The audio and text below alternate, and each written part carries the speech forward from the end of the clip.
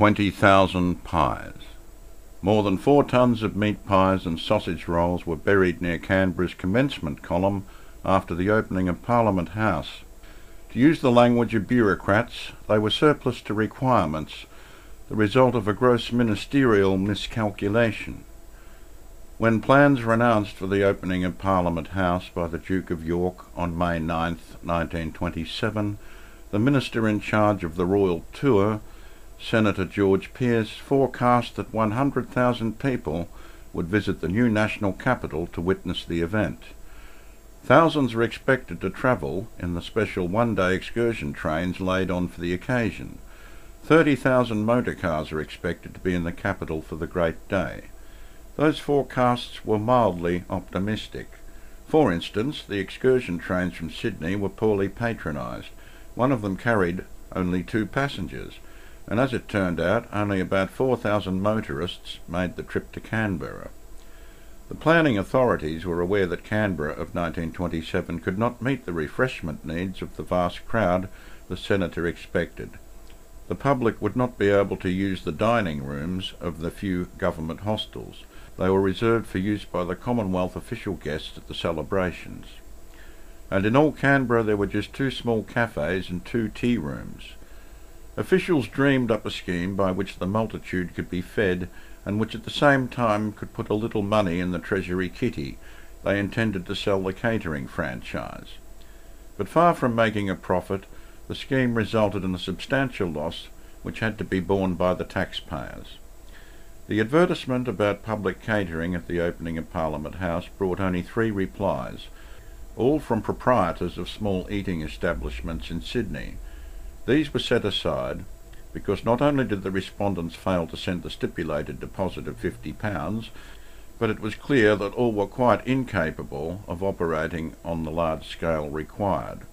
Officials in Canberra believed that Masters Sergeants of Sydney, a large catering firm famous for their tasty meat pies, after all, they knew the Canberra scene.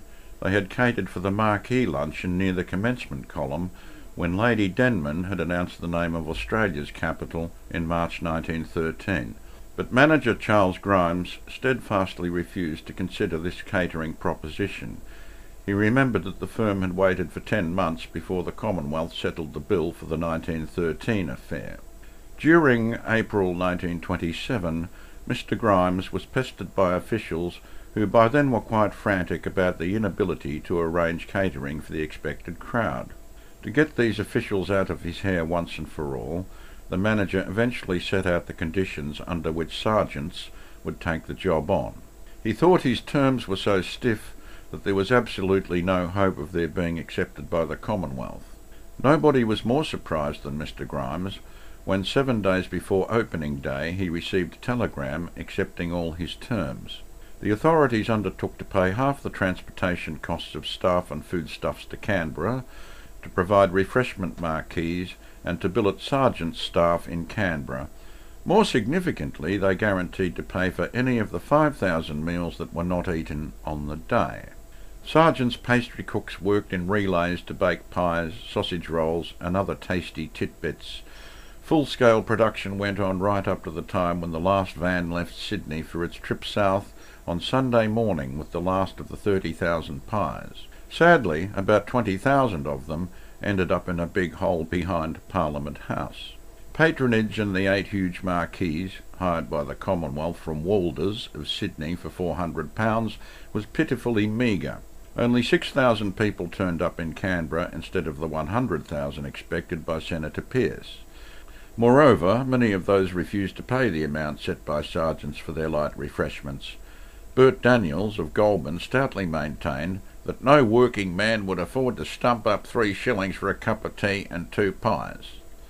Sergeants made a substantial loss on the whole affair and soon lodged a claim on the Commonwealth for about £825. This was the difference between the meals actually sold and the 5,000 sales guaranteed by the government. The claim was not settled until just before Christmas 1927. But far from admitting any liability, the Commonwealth called its payment an act of grace. When word of that settlement got out, Others who had simply turned up in front of Parliament House as freelance vendors made claims for their trading losses.